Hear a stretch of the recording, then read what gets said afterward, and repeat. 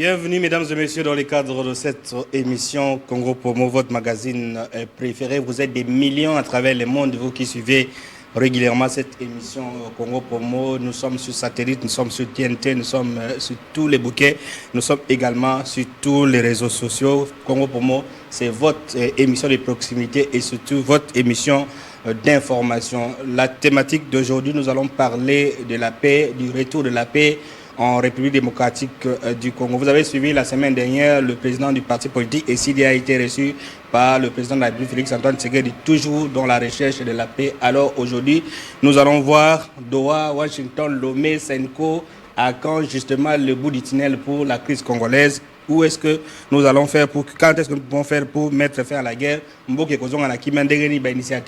que Doha, est-ce que Washington, est-ce que Lomé, est-ce que Senko? Autant de questions auxquelles nous allons essayer de répondre avec vous dans le cadre de cette émission. Vous connaissez les principes, 84 pour les appels, 81 pour le message. Entre-temps, nous allons également vous proposer cette matinée politique du président de l'autorité de référence du parti politique AREP, Maître Guy Luando Mboyo. Après avoir conquis le district de Moamba, il a été dans le district de Tchango, c'était le week-end dernier. Vous allez suivre ces images, cette matinée politique où il a mobilisé des milliers de Kinois dans la Tchango. Vous suivrez dans le cadre de cette émission Congo Promo et bien d'autres sujets seront abordés toujours pour vous donner l'information et surtout vous donner le temps de réagir par rapport à l'actualité du pays. Comme d'habitude, nous allons Koumugibet Mbote.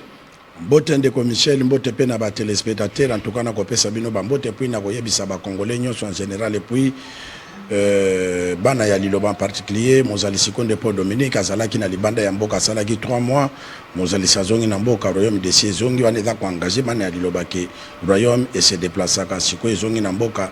Merci et na retour bon retour na mozalisi et puis bon retour na maman Safala Marceline. Voilà, bon retour na prophète Conde Dominique, l'un des pasteurs le plus renommé, le plus connu na mboka. Bon retour nae. Alors comme qui va être semaine passée, Martin Fayou, le président, a décidé à Zalaki, à Koutaina, Félix Tshisekedi pour na retour ya Kimia, la Senko, Otiko Tambola partout pour na Kimia Zonga, nani ba américain bazali, Doha kuna. On vient d'apprendre depuis ce week-end que le Qatar a donné un document de travail dans le gouvernement congolais dans M23 qui ne signé encore États-Unis tout ça. Alors l'initiative est belée, mais quand est-ce que Togoya ko aboutir na retour à paix? Est-ce que paysa utopique? Est-ce que on sera dans l'impossibilité ou alors il faut qu'on Nzamba ça la pour que à sa initiative y pour que qui besoin en mboka? Très bien, Deko Michel. Souci à ba Congolais nyonso ezalaki kimia. Oyoka kimia tozo loba awa na ba marche bato bazo loba ndenge nini ba Congolais bazo kufa mais ba payer belé fandi silence baza ko aider ba guerre de salama na Irak, ba guerre de salama na Israël, na Russie na Ukraine, mais na Congo sans suite. Et ba kriwana Nzambe atindi yango na matoi ya ba payant ya makasi lokola ndengo lobi Doha lokolo lobi États-Unis et ça bien et puis Senko étant qu'église ba lobi bato ba ko kufa kate parce que sans bato église ko exister démarche à Senko ya ngwana ngana ko préférer soki ba pesi ba sommaire oyo ko ki ko memela biso kimia. C'est une très bonne chose de Michel. Ce qui m'a téléméli que Kimé salama na mboka te aza mutu te mais ngana ko préférer vrai Kimé e bonga kabana mboka basangana. Ba ko sangana wapi parce que alternance toza nango fruit nango eza Senko. Alors Senko lokola mutu déjà même en armée pour mutu matagrade il faut akende guerre. Soka longi guerre nde ba ko matie grade ndeko Michel ngana zalaka contre na bato babenga ka muto ya kegera kufi babenge héros. Non, un héros ezali otala même na film. So ba sali film acteur à film etanga zonga na mboka na e ba yambaka parce qu'abimi héros. Mais muto ya ko ina sa de bataille n'est pas un héros à perdre les batailles bien sûr. To ko honorer parce qu'il y a des ko représenter mboka ma ko quitter. To ko pese ba valeur no obsèque ne ba nini. Mais ya ko tia héros, c'est une erreur. Mais lelo c'est quoi ça héros parce que a initiant ba négociation ebelé et sa réussite.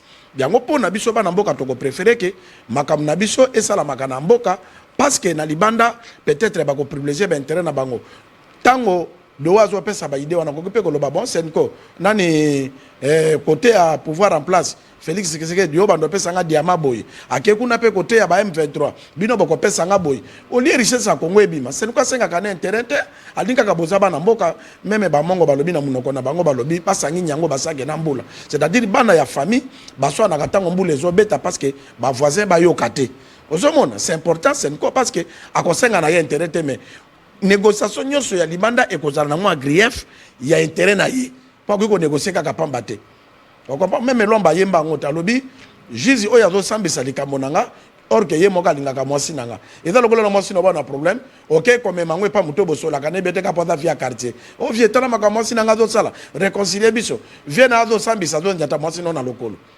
ozomona yo moko muto miteki mais soki lelo papa na bino bozo sono be papa mwasi na yo be papa mobali ya bengi bino a réconcilier bino azana bolingo po na bozala malamu eza lokola de Michel na oloba na yo soki lelo za ko s'épanouir na vie ezala ba camarade ezala ba basi olinga ezala banani ba ko sepela na réussite na ote ezana batomi bale ba sepela na réussite na yo ezali ba para na yo na mwasi na yo parce que réussite na yo eza ya bango ozomon place yo eshwaki soki yo réussir papa na ko féliciter yo aloba mona nga merci Michel nga na koma Kinshasa te yo komi nga na tikala pesa président de la République mbote te mais yo pesi président de la République mbote ozupe na brevet de mérite donc papa na ko sepela na réussite na yo ke moto mususu za lokola na mboka na biso senko soki aluki réconciliation na mboka ke ba acteur politique ba so rapona ba congolais ba kufate et c'est intérêt na parce que bango pe baza ba congolais. Très bien, Koumou qui fait donc le débat est lancé. Doha, Washington, Lomé, Senko, à quand les bouts d'itinéraire pour la crise congolaise. Vous pouvez intervenir pour Nagoye, Kimi Roke Utawap, et Routana Doha, est-ce que Kimi Routawap, et Routana Washington, et Routawap, na Lomé, et pas le président Fort Nyasigbe, et Routawap, donc tout ça. Et puis, qu'est-ce qu'il faut faire pour que Kimi Zonga les pays soient réunifiés? C'est la thématique d'aujourd'hui. Alors, vous pouvez intervenir à tout moment. Nazongeli, mais Koyo Kagayo, ni Doha, parce qu'on ne peut pas se cacher de face.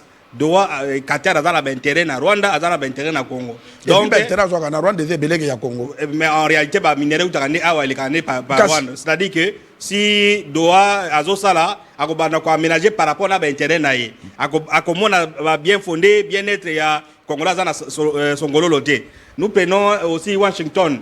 Soyi baye basali ba américain ils verront place bacha minier na bango bagozala bakoye bateke non muto ya zala matadi azala besoin akura et puis on prend Senko ce sont des Congolais qui sont ici banda kana biso baleka na banzela o iza malonga te ba mona ka ba élection sala malonga te tous alors vous préférez banani ba piloter processus tout en sachant que bango so na mutaza na équipe na azo sala ndeko Michel na koloba na yo ke ndoki soki apesi a initié yo na kisi akola kisonyo sote po yebi ke soko tribiché allié yo alors soka la kisi onyo soko tribiché okozala na guérison ko luka pona okufutanga pesa lo bibo mai oyo enuke la mbula te akola kisote ke nini okosala po yeba soki mbula ko beta o comprendre mais soki okepa na nzambe nzambe akoloba na yo kaka tosa mibeko na ngai pona o héritier bokonzina dikolo nyonso ezalaka na ba condition na lingi na loba nini outi ko lobelo ko moka na introduction na vous poser une question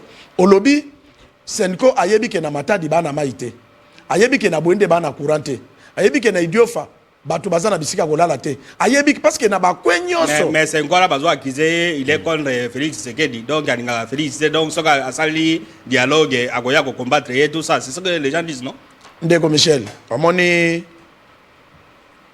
nazoka kamingi netida ba mongo parce que ba mongo baza lokola ba français lobamba la mongo na lingana loba na bango ezala ka bien baloba ke soko zokisi koyi kolisa pota ko yakufa po soko rate koyi na pota koyi pe soka zuyo akolia ndeyo koyi nani sikozi nani OK na lingina loba nini lelo église catholique bazan koyi po na nini basi ba mona na modèle bango balia ka banyama mais église catholique on a problème na Félix Tshisekedi est-ce que bango balobi na Félix Tshisekedi ke aussi sa mandat na ote mais kutu bango bazo sunga Félix ata lelo asilisi mandat na ye akozala la tête haute ke natika kimboka unifié na yoka ki conseil ya basage et lelo mboka tongami qu'est-ce que l'église catholique va avoir na pouvoir yazo lelo église catholique muteda même à l'époque papa Etienne Tshisekedi même Félix Tshisekedi yemoko azana ba vidéo oya lobake non tokene na ba négociation na Senko tozalaka te ke tango za na nzala ala ki chef de délégation ya IDPS na Senko ya tozalaka te ke tango za na nzala nde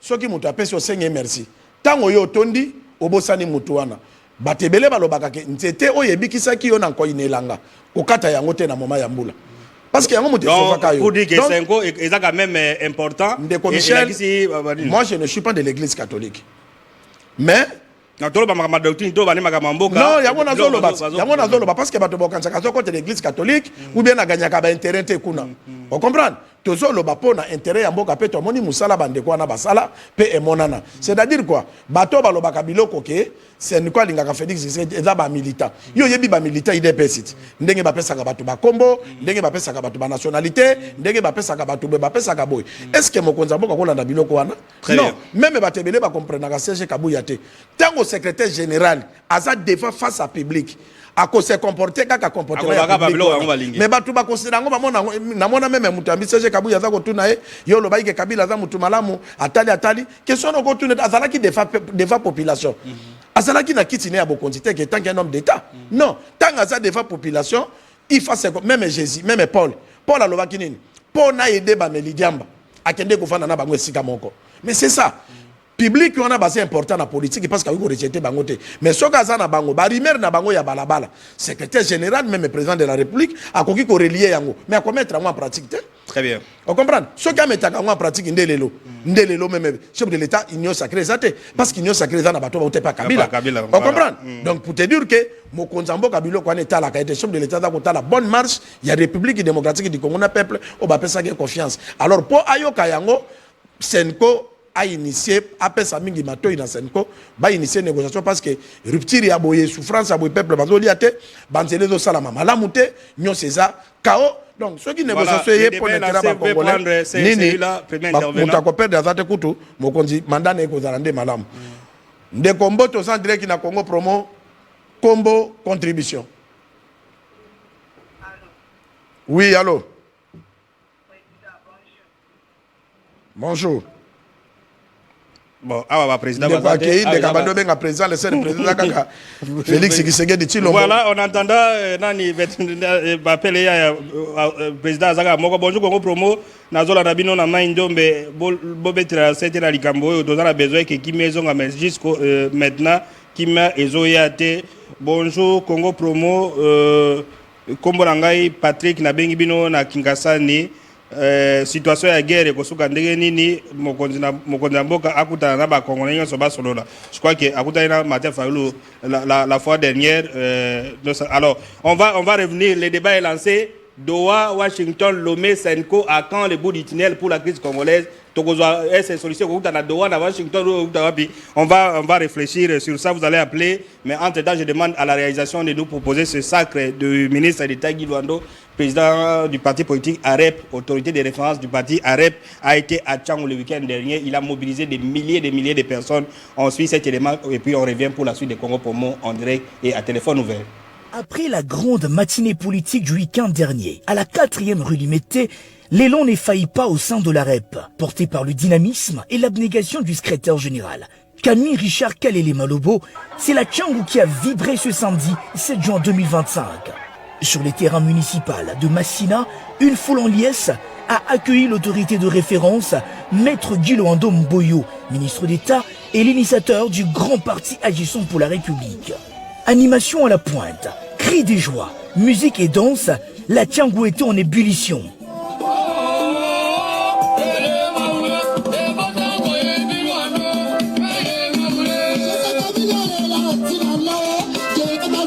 Après les interventions des représentants des structures du parti et celles du secrétaire général, le micro est passé entre les mains du numéro 1 de la REP. Maître Guy Luando Mboyo a saisi l'occasion pour faire un appel fondamental sur la Constitution, conscientisant les Arépiens et Arépiennes sur leurs droits et devoirs. Il a martelé qu'en RDC, la seule voie légitime pour accéder à la magistrature suprême demeure la voie électorale. Baponaki Tata Félix Antoine Tshisekedi Tshilombo. Vous avez voté, hein? Yende Tobimisaki ye lokola président de la République. Elingi koloba mokonzi na mboka Congo kombo na ye Félix Antoine Tshisekedi Tshilombo. Soki olingi okoma mokonzi na kati ya mboka Congo, voix mosusu ezali te. Ese bozoyoka ngai? Esengeli koleka na maponomi.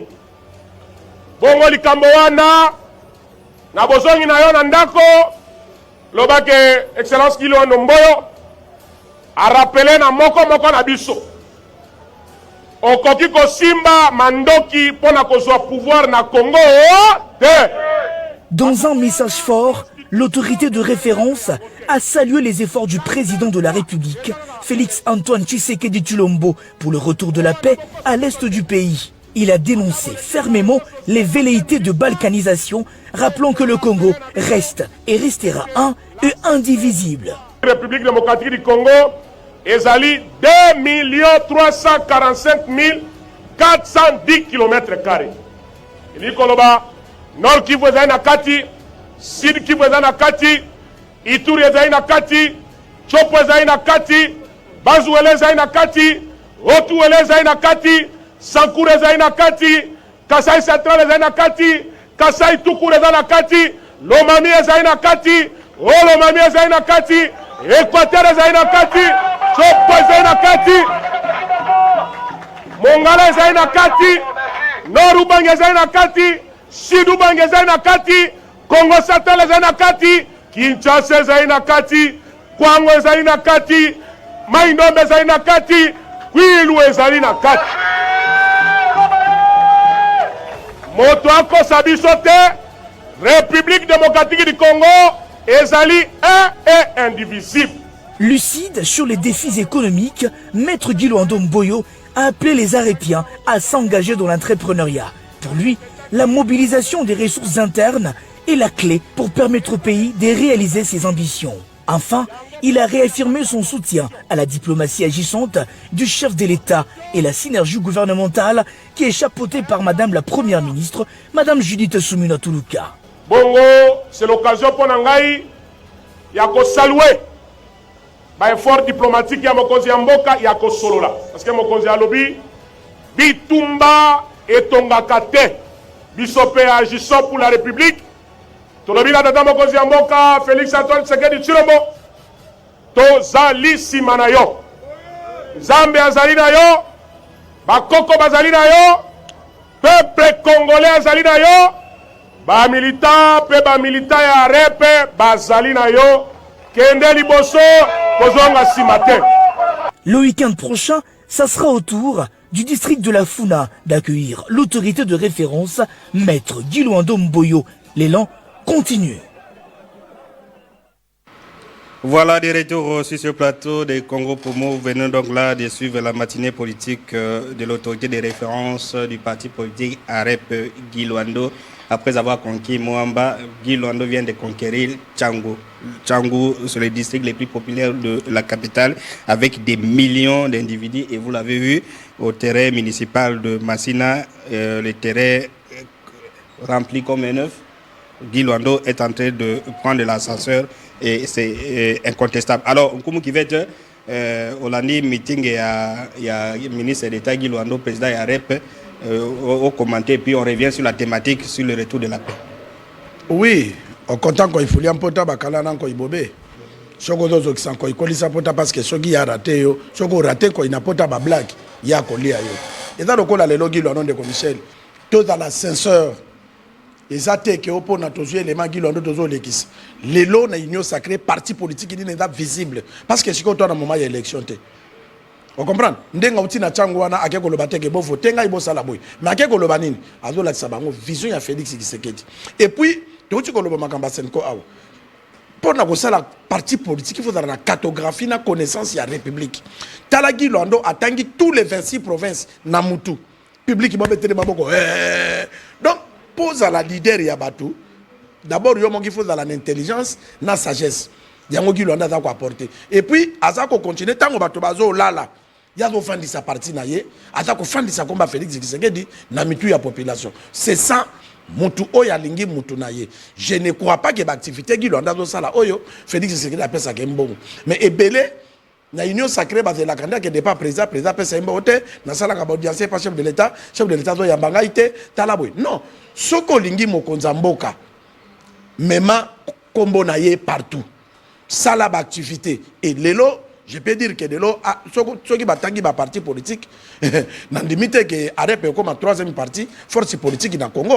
Très bien. N'andimite, ceux batangi ya liboso a raté, Yami Balé a raté, n'andimite que Mbalube a mis ça à raté. Par rapport à la mobilisation sur le terrain. Et ceux qui ont allé sur le terrain, en tout cas, tu félicité secrétaire général Yarep, Ndenge a tomboli parti, à ça qu'on tambola partout, ti na ba église, ti partout pour na, qu'on fan de sa combo Yarep, et de l'eau mange, ngai na kolo ba na Congo promo. La première partie est visible aux yeux de la population, du peuple congolais. Donc c'est un homme d'État, et puis Alingi, mon continent, Félix Tshisekedi Tshilombo. Voilà, merci Nkoumou Kivete pour ces détails. Alors on revient pour la suite de cette émission Congo Promo. On dirait que la thématique est affichée. Doha, Washington, Lomé, Senko, à Caen, le bout d'itinéraire pour la crise congolaise. Bonjour Congo Promo, Nazo Landabino, na CP l'émission Labino Magasi, mais pour Nangai, na Banzi que Félix Tshisekedi a sangisa ba opposant na ndenge na ye ndeba kozwa kimia sans qu'on passe par Senko, sans qu'on passe na ba américain. Voilà ndeko, il s'appelle Moïse Azana Kenge. Moïse Nakenge. Bonjour Congo Promo, félicitations à l'émission Nabino Natuni Boye. Raconte à président Martin Fayulu na président Tshisekedi et quoi apporter Bissonini, n'est-ce pas, qui met ses ongles. Bon, il se contredit dans le message naé. Non, à tout ni bien. Alors, donc, à commande, il fallait commander que non. Raconte à parce que Batubandé causé la Bakutana, parce que Bakutani est apporté nini. Est-ce que guerre est ici? Très bien. Or que la seule bilan bien chef de l'État qui démarche qu'on privilégié, il fait à Senkona, Badouana, parce qu'il y a quoi apporter qui m'a n'amboka ke, Batubakou fallait tu peux qu'on ait Bomonko. Très bien. Congo Promo, on dirait que Doha, Washington, Lomé, Senko, à quand le bout d'itinéraire pour la crise congolaise, bout d'itinéraire, le groupe d'Abi, solution groupe d'Abi, pour Nakime Zonga, vous pouvez intervenir en direct. Et puis, dans le cas, il y a commis à Kengi Wana, qui est non chef de l'État, est-ce que au Koyiko ça la négociation sans médiateur? Non, il y a bonjour Congo Promo, félicitations pour l'émission pour mettre fin à la guerre. Nous demandons au président de la République de chercher des gens expérimentés qui peuvent réfléchir pour lui et pour lui apporter des solutions. Bonjour Congo Promo, nalandi émission Nabino qui toque au problème nanga ezake mboka ekotambola kaka boye pauvreté l'équipe makasi solution ezawap. Répondre à cette question, solution gota na pauvreté. Solution que yangwana bazoluka, c'est-à-dire qui met kota na mboka et puis de commission makambazo loba ba pays nyonso ezalaka na pauvreté, ba pe na ba diamant, ba pe na ba richesse na bango, mais ba développer en agriculture. Soko tali soda oya bimi de lo na Burkina Faso. Mais oya biso pauvreté l'équipe makasi donc babilo kwa des alliés mais ça n'apporte rien. Mais na ucho landelema moko na journal na biso pestive yao. Balobi nini? Mama azoya kaka na saki ya nguba ya pamba. Mais Kolongwa Kenge akoma Kinshasa akutana ata na 37 barrières. Tous les barrières on y fa futa mbongo. Nini bakosala? Bakotibe ba ibeloko wana. Gouvernement asala kaka barrière moko ata na entrée à Kinshasa awa ou bien na babenga ma yango nini? Maindombi. Na Maindombi. On comprend? Batie péage moko na pona contrôler pona bato bakota mboka. Ozomon ba contrôler bato pe bakoti parce que 1000 taxes wana na saki nguba moko. Maman no teka saki nguba na oza bénéfice à combien? Ça ce sont des choses qu'il faut réfléchir. Et puis mokonza mboka zwa idée ya kotombola l'agriculture, atombola tala togende kino na fleuve. Zamba wana ya fleuve batongate. Mais Kinshasa kaka komi mo demi parcelle ko tongaka na barai ko tongaka na pembeni po nani ba ko pesa teke ba na mbongo mutu ake akati samba na oboro a fleuve wana atongi to tamboli fleuve mo mato mona ta pêcher te mo ba filet mo artisanal ba do sala est-ce que mboka na biso ba ko soma ba bateau de pêche po na ko sidi sanzala voilà bonjour Congo Promo, félicitations na émission na bino na landi ba ministre na biso bango ba koma kolanda kaka o mokonza lobi le mokonzalobi campagne ya changement ya constitution bango so balandi mokonzalobi dialogue bango so balandi bazaka na initiative te ndeko junior abengi biso na Kinshasa awo. C'est ça et compétences ezali pe na ba ministre na biso ndeko Michel po na nini basala ba différents ministères on comprend po na chacun a développé place na ye na comprenante ba conseil des ministres basalaka na yebité est-ce qu'il faut tout na ba ministre net ministre à finance ya économie. Est-ce qu'à ça présenta pas souffrance ya peuple na économie ndenge biloko ezo mata ndenge biloko ezo kitate ndenge ba congolais bazo liate est-ce que a discuter dialogue est-ce que a discuter kango te mais bango nyonso bakomi ka soka leki na TV kudu bango balingana na bango TV te bango soka leki na TV zala pesi mutu mbongo soko zo landa lelo na TikTok bani nezolek eza mingi communication ya ba opposant ba mobiliser même bato ba na poto union sacrée za na mbongo te union sacrée za na mbongo te gloire à Dieu mutazo communiquer na non sacrée kaka kilando azo sangisa population pona komba Félix Tshisekedi bango bafana na bango ba croiser maboko donc les komi problème ya dialogue bango so ba komi kaka dialogue na conseil des ministres kaka dialogue mais souffrance ya peuple na objectif ba nomage ba pese ministère de l'agriculture ba pese ministère de la pêche et élevage est-ce que rôle na bango ni ministère de environnement batu bango na bango nyoko na babolomba souffrance banzete zo katama te utaki na nini ya environnement aw eloko moko ya malonga kude sala mai kuna dezaleka babiloko na bango ba intérêt na bango ndanga tina ozomon mais qu'est-ce que ba ko réfléchir pour na souci ya population na ba différents ministères alors sans salaire ko tonde sanga batu sans salaire bati ata 20 ministres o ba kozala compétent pour na kozala ba sangi ma ministère parce que bato bazo pesa bango na bosa na bango eloko te. Bonjour Congo Promo na sepeli mingi na émission na bino kombo na ngai John depuis Otuele na territoire ya Dougou nalandaka bino chaque fois problème na ngai eza boye ba policier congolais bazalaka na mawa ya peuple te imaginez-vous bozoi baba mbongo mais peuple azo souffrir guerre eza pe partout et pourquoi biso pe bazo la biso solution te. Les gens qui ne sont pas concernés par la guerre, ils vont avoir une solution. Non, ils ont doléance fondée à voter qui président de la République, à voter qui député. Mais pourquoi maintenant na bango da privilégié te? Bazo liate, kotambola na nzela bambouteillage, bana moto bakomo kanganzela mobimba. Banzela kotambola ezate, mais na moni campagne à vinette, bazo kanga batu pona pour batambola na nzela nini? Comment l'État n'a biso bazo tala kaka ba intérêt na bango et puis biloko ba sala na papa inisa mokonzi pembe na population ozo futi za moto vinette nzela ko tambola ezate banzela tout ça ba on va vivre nzela ko tambola ezate bato po ba sala banzela ata zo sala ka terrasse ya pamba akangi nzela. Très bien, Congo Promo, nous sommes en direct de Washington, Lomé, 5 à quand les bouts du tunnel pour la crise congolaise, pour que la solution wapi contribuer pour la solution, mais il y a tout de questions. Bonjour Congo Promo, depuis la province de l'Équateur, ma question est celle de savoir pourquoi dans une même province, les prix des frais de participation des examens d'État sont différents d'un milliard à l'autre. Est-ce qu'il n'y a pas un gouvernement central dans ce pays? C'est ça aussi. Bon, ça, l'examen d'État va prix Ngai, moi, je la TENAFEC, moi, je l'examen d'État. Bah, prix différent.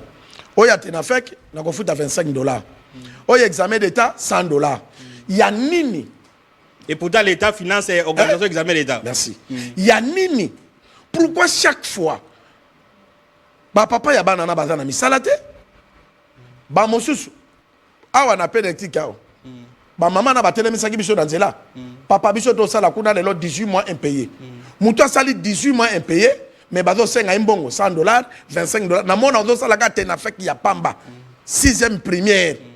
Il faut pas senga $25. Andor ya mbonga ebelo ba para ba futi. Examen d'État même na ba province au pauvreté zali. On demande beaucoup d'argent. Akosala. Ezali apesi communiquer que ba senga mbongo te pour na ko protéger pe ba parents. Ba futi mbongo ane mobimba. Bosenga bango lisu mbongo ezala tina eza gratuit ezala compte ya gratuité. Non, mais pourquoi ba senga ba sengi mbongo ya l'état ngai lelo na kene école kotika mona ba sengi mbongo ya l'état balobi il faut qu'on futa $25 na bana mika TENAFEC examen d'état $100.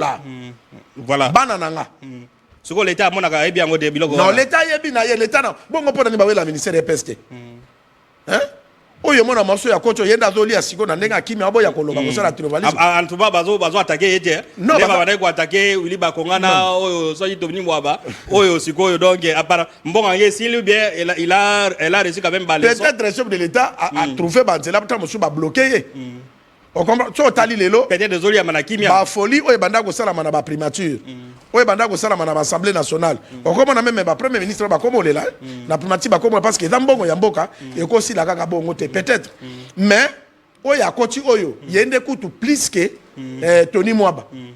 Pourquoi qu'on soit bateau basa compétence? Mais il y a personne pour dénoncer. Bonjour Congo pour moi, bonjour monsieur le journaliste, c'est vraiment nous sommes très contents de votre émission. Je demande au président de la République de tout faire pour réunifier les pays parce que le temps passe. Ndeko, il s'appelle Luc Akalemi. Kalemi donc dans les Katanga là-bas. Bonjour Congo Promo, Natuni Bino Boye, souffrance et l'équipe Makasi. pour prendre une moto dans la ville de Kinshasa pour passer une journée, c'est presque 50 000 francs. Moi, je suis fonctionnaire, on me paye combien pour dépasser 50 000 francs pour la seule journée. Bonjour, Congo Promo, félicitations à l'émission Nabino Natuni Boye, le président de la République, à Sangisa. Tout le monde a bête bâton sur la table pour que Kimia Izonga. Voilà, je crois que vous êtes en train de noter toutes ces questions et puis vous allez répondre par après. Bonjour, Congo Promo. Pour Nabiso, solution Isaka raconte le gouvernement américain. Basenko, Bazabatote, Babato parti pris. Biso, Tozana, Tina Isous, ya Makambo ya Senko. Bonjour, c'est M. Kitobo depuis Olomami, Kekabuya. Bon, Alobi Makambakabuya, Makambo, IDPS, tout ça, ça on ne va pas lire. Allez-y, Nandeko Alobi, que ça ne sert à rien. Je crois que vous avez retenu les questions. Non, c'est intéressant à la question. Il y a des Américains pour être pertinent. Oui. Aza Congolais.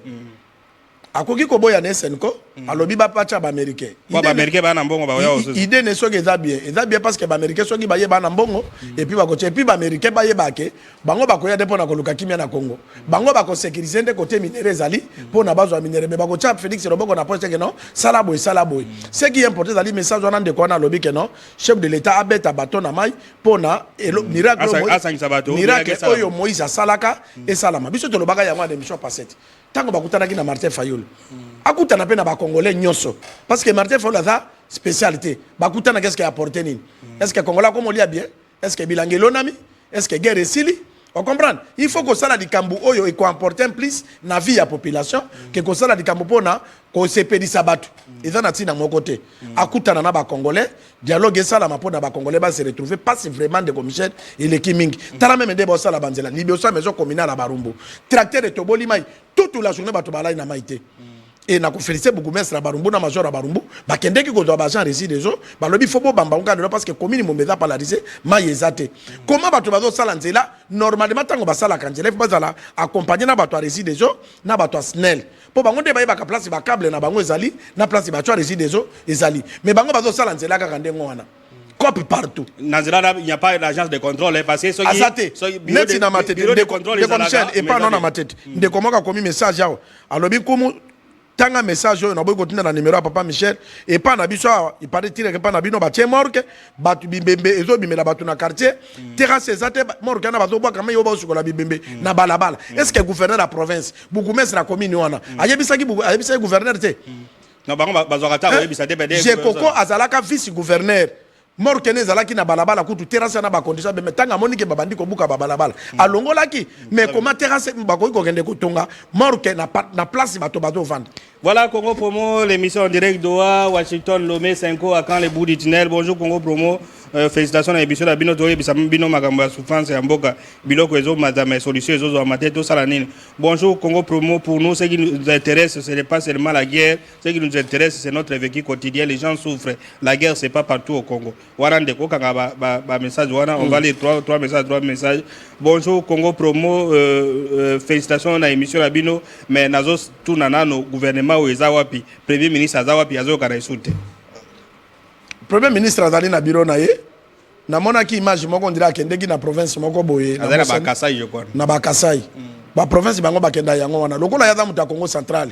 Mingi akobanda na azo akendeki bandundu parce que bandundu na Congo central. Ezandenge moko siko ya keina. Donc ba mona c'est-à-dire de quoi d'autre na mutuna ge asatir gouvernement. Yango na dingina répondre ye. Ada siko na province à chef de l'état position de la mona kena amutu ngai akekuna on comprend mais normalement eza biloko wana te ce qui intéresse les Congolais dans l'île de Michel premier ministre na conseil des ministres ayeba que peuple congolais bazo souffrir peuple de Michel je vous dis ngai ezalaki samedi otokendeki na yo na moto na komi na bon marché na kuti nzele eza boucher mo ezate na mati moto po na moto atikanga na 11e mairie.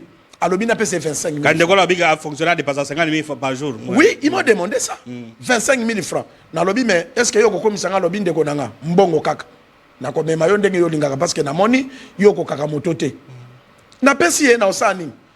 Mais muta ko régler transport na de moto ko c'est dans autant mutazate. Azate. Ba abandonner poste. Na so benga ministre provincial boba misu na kutana na pesi ba souffrance à peuple mais azana tante.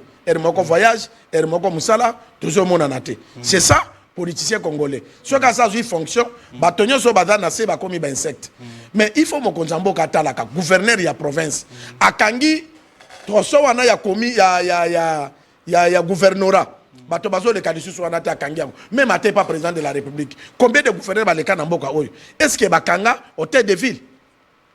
Très bien, bonjour Congo Promo. La passe. Martin Fayulu est allé voir les chefs de l'État en tant que président élu.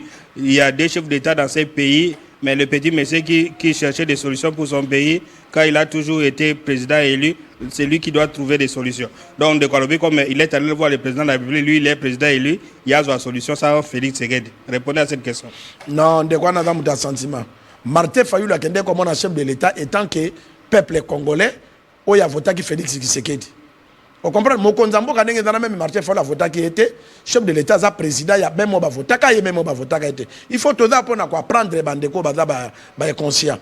Pour nani Martin Fayulu a 5 ans d'audience. Il y a le bien à président élu, à la solution à organiser la président Moussou Ndege. Mandat nécessaire. Mandat au voté qui Félix Tshisekedi, il y a tous informé. Et Martin Fayulu a comme on a Mokonzambo comme toi zali censé y apporter solution à Congo. Il y a quelqu'un qui senga que bakende kaka na biso ka to pesa ke idée. Que ce comme ko senga primature au bomili tino mandé ko sala. Yo kenendo luka kimi ekota po na ba considérer quand même tango ba ko fungola gatongo na normal on se retrouver. Mais ce ko senga ke o isoler bato bana minduki. En tout cas ndeko nanga au bomili parce que jour ba ko yoka na bango yo ko dans sur na valeur te. Et ndeko yoka i conseil akeina bato na po na ko banga ke balo badenge non ba ko pera kina Félix Tshisekedi bas ake comme on a président de la République démocratique du Congo. Basololi et bomba makite il est qui partout pour l'audience on a élélé quoi apporter bafoui parce que très bientôt chef de l'État ça il n'est pas qui mutuma ko le batege mutai ko le beza Martin Fayulu tawa c'est nous zo banda ba démarche Martin Fayulu alobaki makambo na te. Voilà, bonjour Congo Promo pour nani na mboka na biso ba initiative ezala kaka ba étranger et puis chaque année kaka dialogue tuko sala nini pour que makambo wana ici là président soka zui pouvoir azala ti na suka. Pourquoi makambo wana yaka? Parce que tango mokonzi mboka aponaka batu aponaka ba compétence te. Azo pona batu pona ba parti politique. Alors tango batu wana ba ishuaka. Nyose kwe yaka na mutu mokonzi mboka. Yoki ndeko Michel, tala ba détournement oye salami congolais na kondima gazo la nzala mais mutu moka détourner ba dialogue ezake non on a nommé des incompétents. C'est ça. Les incompétents ne font rien sur le terrain. Mais c'est clair. Mboke baby yango siko abike non solution ko za dialogue. C'est clair. Ba nommé ministre ya économie na ba sentiment. Bilo kezo mat. Mais ministre économie a payé azo tambola na ba gerofar na mbongo ya mboka azo lia. Mais ba nommé ministre de la défense incapable ya ko renouveler mboka douce. Ah et le côté. Ano tala même biso na c'est ça awa. Ba erreur nocturne bango batiki musala ba nomaki bango ba kominde ko yembela ka Félix Tshisekedi président Beton. Na moni ko ba c'est ça ba bi wala 18 mois en arrière ba bango wana. Il fallait ya ayeba makamunano ya kofuta bato. O ba osala musala pona lelo ya yebana. Azo occupé bango te, azo occupaka makambo za mis. O moni siko même mutakala na yebimi libanda et principe bato misala ba mais or que ya za na mbongo. Mais pourquoi azo toujours futa mate? Donc on a soutenu la chef de l'État. Biso beto ganga ke autant de mois de futa makate. Donc la raison ba dialogue c'est là pour ndekwazo il s'étonne pourquoi ba dialogue donc raison c'est que non bato baza et lui ils sont pas à mesure à développer mboka. Oui et puis au baza libanda crise leki parce que basali blocage. Bango peut pas bloquer. Pour na lelo bango peut pas kota pour bali apoya bango parce que mboka eza etoko na bangi foto kakamai. C'est ça ba dialogue. Voilà, très bien comme Kivete. On continue à lire les messages, je crois qu'il y a un problème au niveau de la diffusion pour les appels. Bonjour Congo Promo s'il vous plaît, botangelangai message oyo. Pourquoi Mende Omalanga Azawapi ye muda defendaka ba président pourquoi ça dépend de Félix Tshisekedi? Non, il n'a pas imposé na gouvernement apparemment. Et là on est dans le col ndenge ba imane ba swani sanga na nzela. Ndeko Michel la mère Mendele la ko kozala lo pa ko kufa. Ba compétence ezali mais ba continuer ba lingi ko lukate. Ezana ba lobeli ya mboko ko le quand même la mère Mende. Lelo ba imane ba zo benga kuma zonga to soleil kuna président Paul na ebisi bango président. Mais bango babanda ko bundisa kumu tanga zalaka na imana balobi kuma yebe lo côté. Mais bango batu ba basala émission sala succès ndenge kuma salaka. Des imaniers to ki na otambola na nzela na pe makate. Tout comme Mende afinga na modèle nyonso. Mais lelo Mende azate. On comprend? Boko lukape mutu musuba tieye. Donc pour dire que donc c'est-à-dire ndeko amona ki union sacrée batu bazate non mais ministre de Michel Toza la vérité ndeka tuni vraiment tuna est-ce que ministre information après ça information mboka il y a comment corrélier kaka conseil des ministres On comprend? Sauf que si les Colombanos, chef de l'État, le Baki Boye, Premier ministre, le Baki Boye, mais Makambo est dit que Congolais a bénéficié d'informations. Ministre d'information, ça l'a ngoté. Très bien, Congo Promo, nous sommes en direct de Washington 5 à quand le début du tunnel pour la crise congolaise sociale aux Amarois. Puis bonjour Congo Promo, félicitations pour votre émission, mais moi j'estime que nous devons prier Dieu, seul Dieu peut mettre fin à cette crise et non les hommes qui sont sur terre. Ndekwaza nerere makasi. Nzamba loba asa planifia mokili. Alobi na mutu oya kosala te aliate. Yo kangi maboko na chambre potu na nzambe tata tindelanga biloko. Akosala ndenga salela ke elite. Ndeko Michel Kimia ya Congo et pas bas congolais. Il y a des églises bato basambe la di lundi au lundi. On comprend? Tongo à 12h. De 12h à 18h. Est-ce que biloko on a un ministère te oye sengi que congolais fa travailler?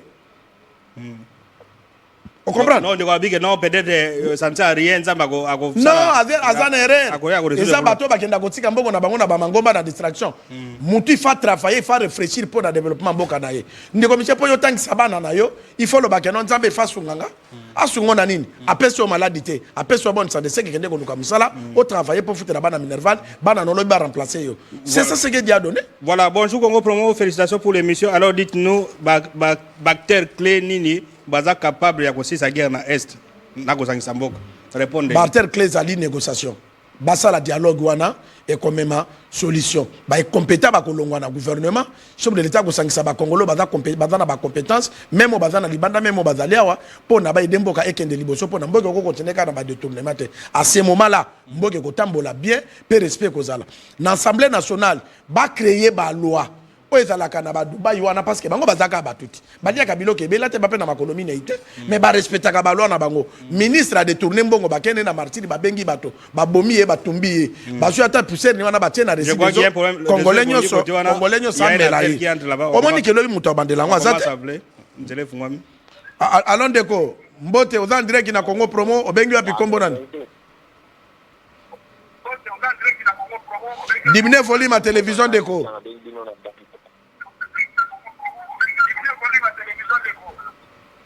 Abengi no ambandaka likambo gouverneur ya ambandaka bobo akomisa ambandaka no taji royaume. Tozo kayonte loba makasi macha moi voix. Allô? Allez-y, on vous écoute.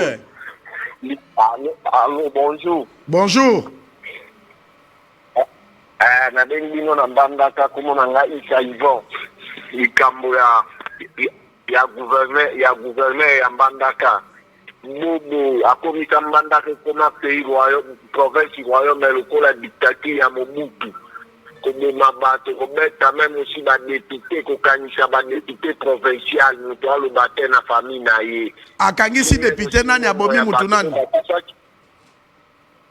bobo non tolanda ndeko na nga olobi oyo eza Congo Promo elobaka vérité abomi mutu nani pe akangisi député provincial nani